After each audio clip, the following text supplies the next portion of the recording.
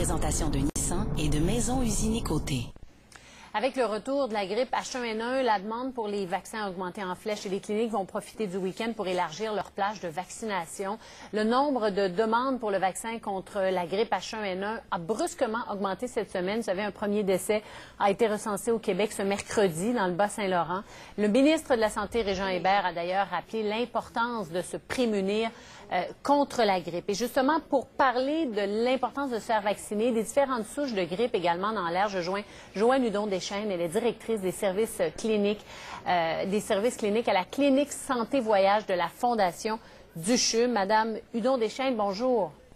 Oui, bonjour. Le vaccin qui est actuellement distribué protège bel et bien contre cette souche H1N1 là, du virus de la grippe.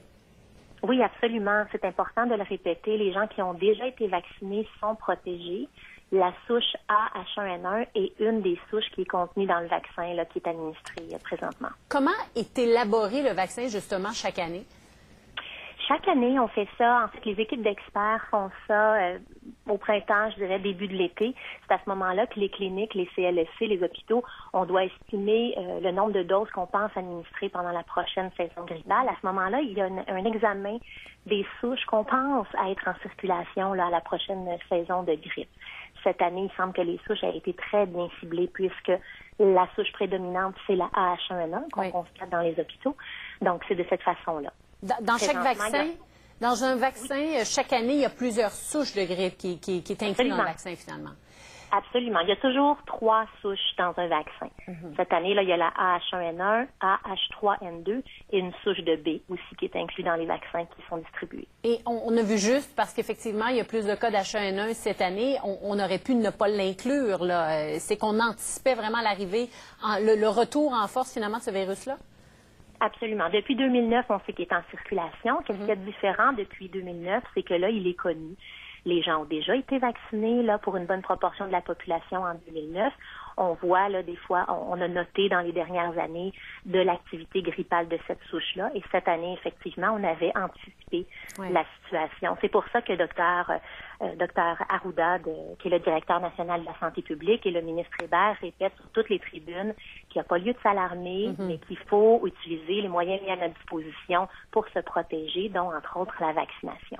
Bon, je le disais tout à l'heure, il y a eu, on en a parlé cette semaine, un décès qui a été confirmé ce mercredi dans le Bas-Saint-Laurent. Au Québec, bon an, mal an, combien de décès en raison justement de complications liées à la grippe? Oui, malheureusement, les statistiques nous disent qu'il y aura environ 300 personnes au Québec qui vont décéder des suites des complications liées à la grippe. C'est environ 2000 à 8000 personnes qui vont décéder au Canada. Alors, évidemment, important de se faire vacciner, surtout les personnes les plus vulnérables. Comment on s'y prend? Est-ce que c'est gratuit pour ces gens les plus vulnérables, personnes âgées, jeunes enfants, par exemple?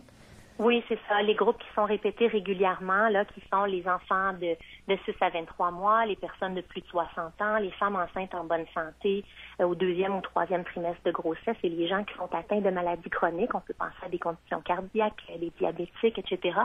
Ces gens-là peuvent le recevoir assez facilement dans plusieurs sites, entre autres dans les CLSC.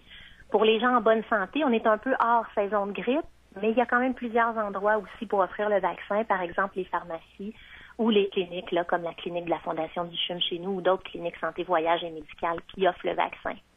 Très bien. Merci beaucoup pour ces explications, Mme Hudon-Deschênes, Joanne Hudon-Deschênes, directrice des services cliniques à la clinique santé voyage de la Fondation du CHUM. Merci. Bon, on voit les chiffres ici.